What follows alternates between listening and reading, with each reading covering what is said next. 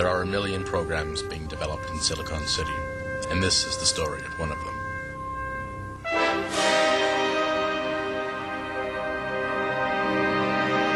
Usability testing is a means of ensuring the customer is part of the product design equation.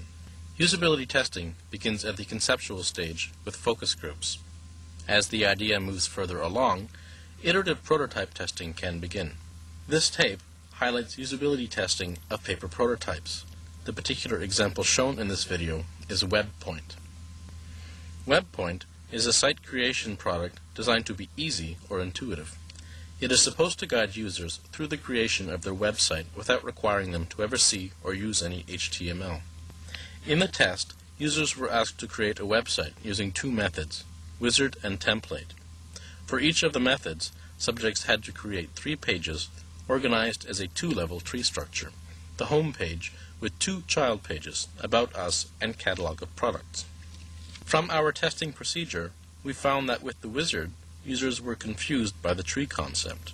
In the template method, users were confused because there was no feedback. A more general problem was with terminology. In this video, we will be showing you how the application was designed to be used and how it was actually approached by users.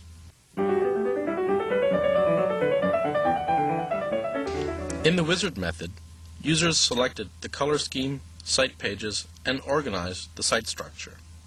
For subjects to use the wizard method correctly, they would first click on the About Us page and the catalog of products in the master list on the left of the screen. They must then click on Next to go to step 4, editing site. They must then select Catalog of Products and click on the up arrow.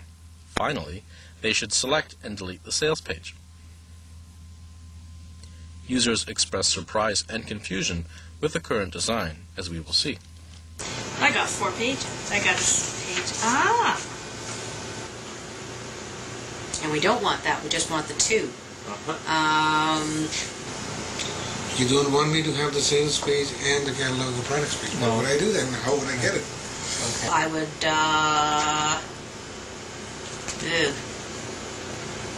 I'd go to sitemap to see what it was. Okay. I mean, if that's all what's on my screen, I wouldn't know where to go. You'd be stumped in here. I would be stumped there. Okay. Yeah. Subjects thought they should be able to delete the sales page. Most of them deleted it and were surprised that this action also deleted the child page. Okay, so when I deleted sales, I deleted catalog of products at the same time? Okay.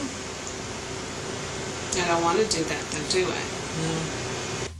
This next subject is a second-year computer science co-op pilot subject who is also a web designer.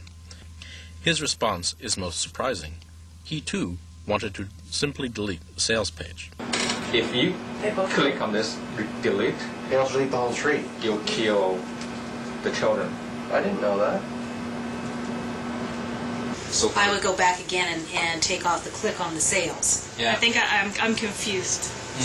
Just because my task is to do the About Us page and the catalogs of product, and it's not to do the sales, and I'm getting tricked here. I'm getting confused by that.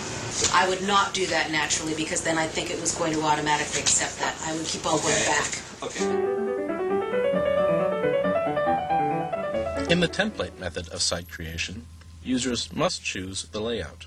The application then opens up, presenting the user with the home page in the design view. To complete the site construction, they must begin adding pages. Pages can be correctly added in one of 2 ways. In one way, they must click on the Site Manager tab at the top of the screen. They must then select the home page and then add a page from there. To add the page, the user must click on Change Site in the notebook and select the Add Page option. A serious problem with the template method is that feedback is not automatically given to users. Because of this, they have no way of knowing what they have done. When the tester presents the subjects with feedback, they learn they have created a linear rather than a tree structure. They were unable to figure out where they went wrong. Watch their reactions. So we want you to change from this to this. I see what 1, happened? 2, 3. I see. Okay. Will look like this. Oh, I see it. Oh, I just assume I click on it and hold on it. Same thing with this one. I gotta move it. Click on it, move it over. And the same thing again, move it up. Going to do it that way.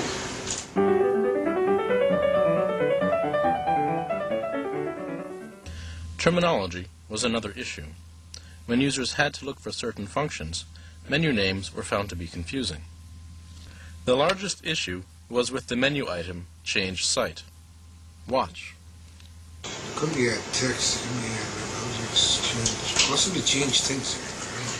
I would do page layout. I want to go to change things. I would do change things.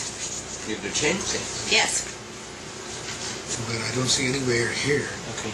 to make a new page. Change site, to me that would mean, to me a site is the address, the URL address, and I don't want to change addresses. So this word bothers me. Change site, it's maybe change, go to another publication or something. I'm not sure if I go to change things or change site. I think change things, because the site itself, the construction of the site is where I would want it to be. If I change sites, I would be afraid that I would lose what I just did here. That means changing something that you've already done, and I haven't done anything yet. So I'm changing to another site. I would try change site and see what happens.